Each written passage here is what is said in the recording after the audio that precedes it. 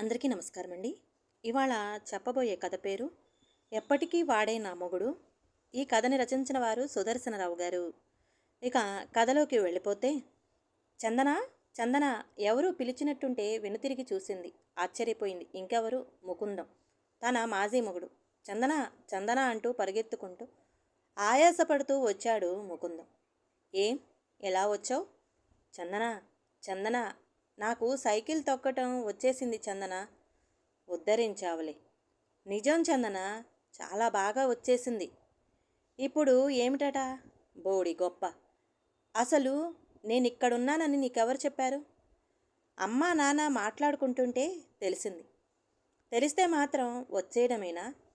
చందన, చందన, ఓ 500 ఇవ్వవా? సైకిల్ బాగా పాతదైపోయింది, బాగు చేయించుకుంటాను. పొద్దున్నుండి ఎదురు చూస్తున్నాను, నువ్వెప్పుడు బయటకు వస్తావా అని. ఎవరో అనుకుంటుంటే విన్నాను, లంచ్ టైంలో అందరూ క్యాంటీన్కి వస్తారని. అందుకే నీకోసం ఎదురు చూస్తున్నారు. అఘోరించావులే. ఏం, మీ నాన్నని అడగొచ్చు కదా. నాన్న రిటైర్ అయిపోయాడు కదా, పెన్షన్ కొద్దిగానే వస్తుందట. అందుకే అడగలేదు. నేనిక్కడున్నానని తెలిసి వచ్చావు, లేకపోతే ఏం చేసేవాడివి? బుర్ర గోక్కున్నాడు ముకుందం. ఇవ్వు చందన, రిపేర్ చేయించుకోవాలి. చందన తప్పదన్నట్లు బ్యాగు తెరిచి చూసింది. అన్నీ 2000 రూపాయల నోట్లే ఉన్నాయి.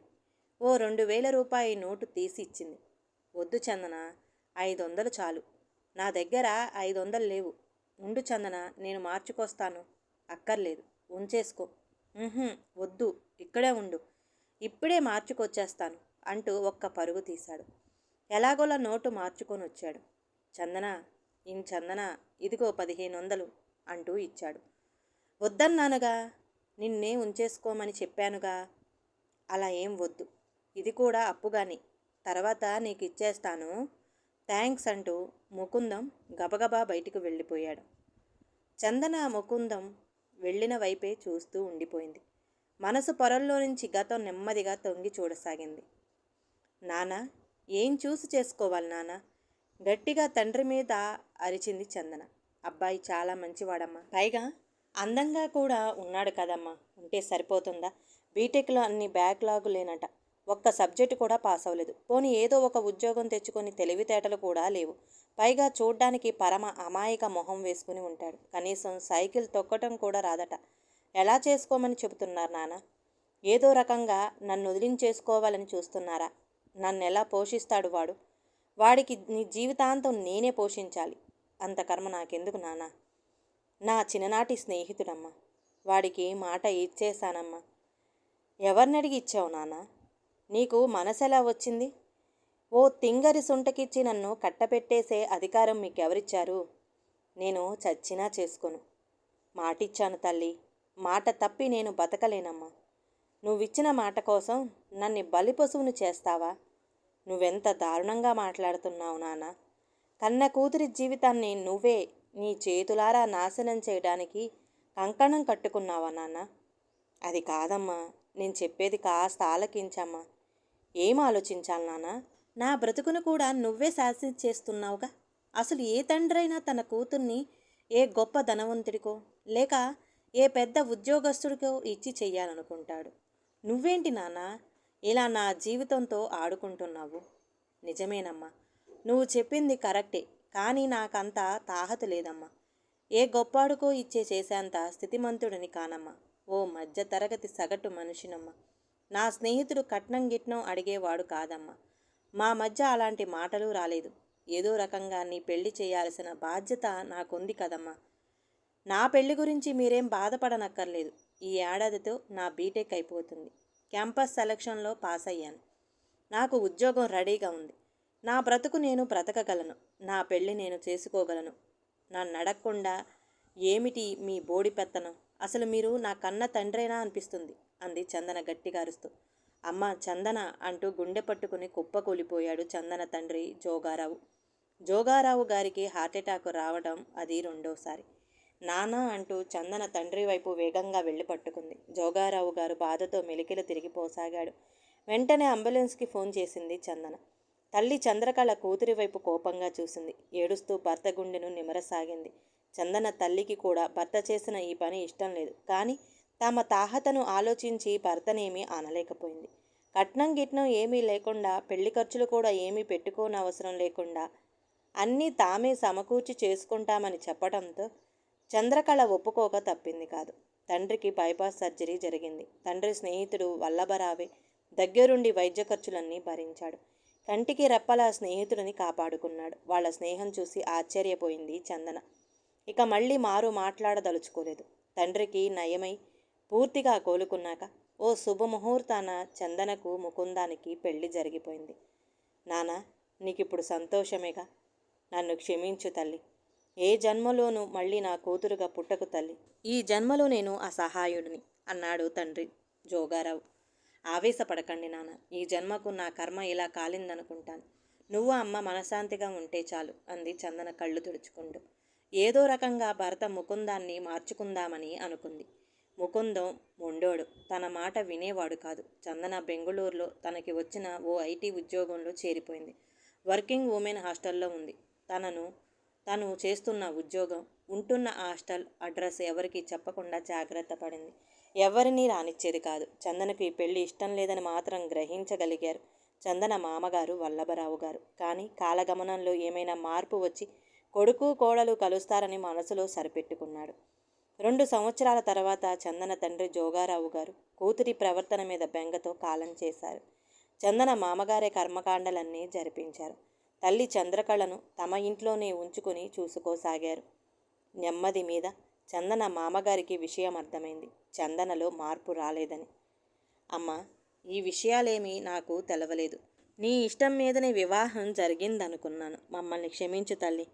నీకిష్టం లేని ఈ వివాహం రద్దు చేసుకుందాము అంటూ మ్యాచువల్ డివోర్స్ పేపర్స్ తీసుకువచ్చి చందన ముందుంచారు మామగారు వల్లభరావు.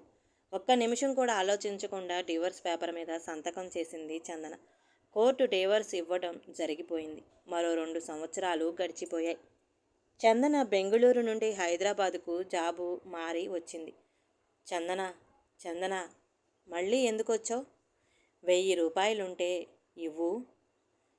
ఇలా మాటిమాటికి ఆఫీసుకి రావద్దు.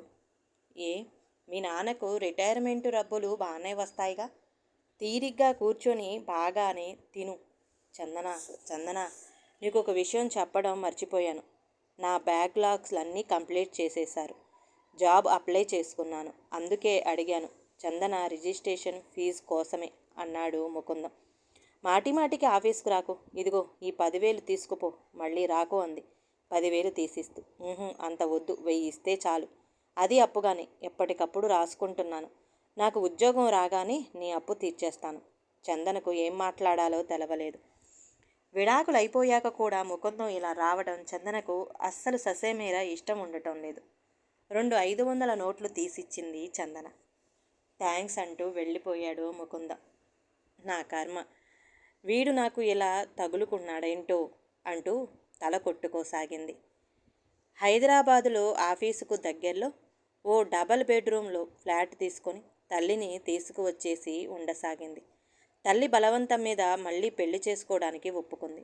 తన ఆఫీస్లోని టీం లీడర్గా పనిచేస్తున్న కోటేశ్వరరావును చేసుకోదలిచింది.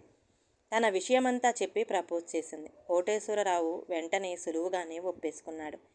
ఇంకేముంది, సంతోషంగా ఇద్దరు చట్టాపట్టాలేసుకుని తిరగసాగారు. ఓ రోజు ఆఫీస్ అయిపోయిందాకా ఉండి అందరూ వెళ్ళిపోయాక తలుపులన్నీ వేసేసి బాస్ పర్సనల్ రూమ్లోకి చందనను తీసుకువెళ్ళి బలవంతం చెయ్యసాగాడు కోటేశ్వరరావు. చందన బిత్తరపోయింది. అలాంటివేం పెళ్లి కాకుండా కుదరదని చెప్పింది. ఎందుకు కుదరదే? నీకిదేం కొత్త కాదు కదా. ఎలాగూ పెళ్లి చేసుకోబోతున్నావు కదా. ఏం పర్వాలేదులే. నో, నేను ఒప్పుకోను. పెళ్ళయిందన్న మాటే కానీ అంది చందన. ఓహో, ఇంకా మంచిది. ఫస్ట్ బోణి నాదేదన్నమాట. ఏం మాట్లాడుతున్నావు? బోణి ఏంటి? బోణి లేకపోతే రెండో పెళ్లి దాన్ని ఎవడు చేసుకుంటాడే?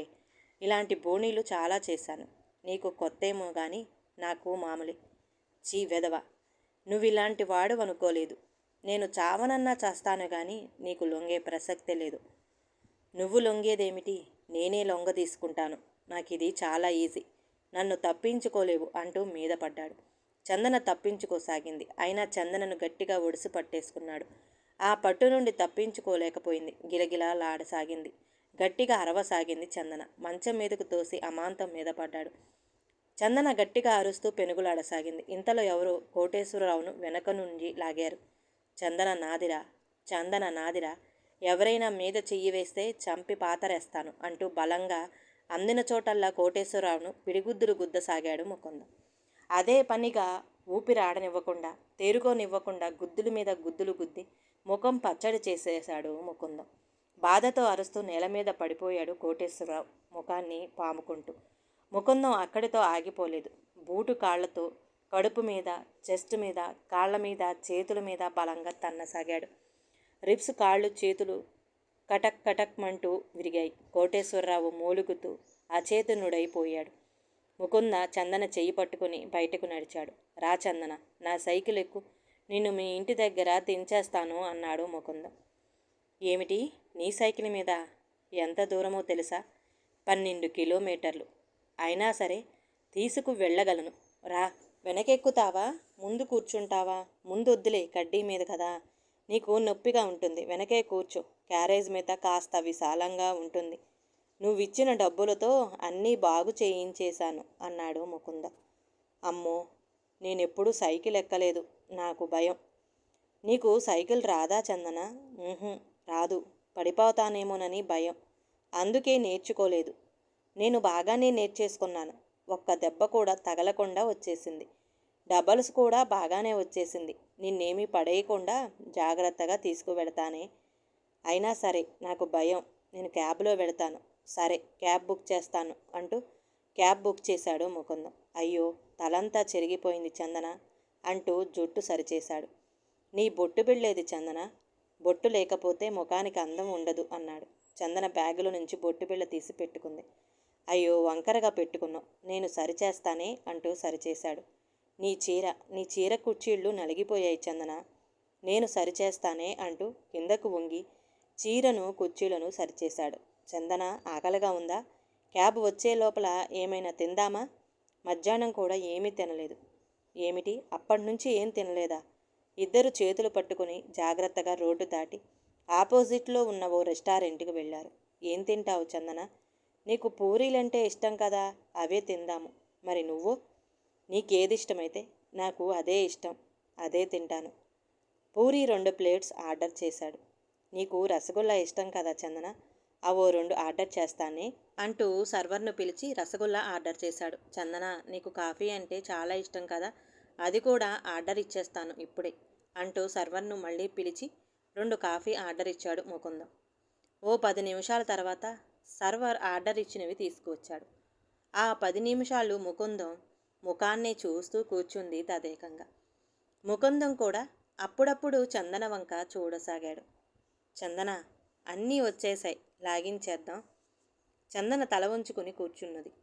చల్లారిపోతాయి చందన అంటూ ముక్కలు ముక్కలుగా చేసి కుర్మా పెట్టి నోటికందించాడు ముకుందం. ఒక్కసారిగా చందన బావురమంది.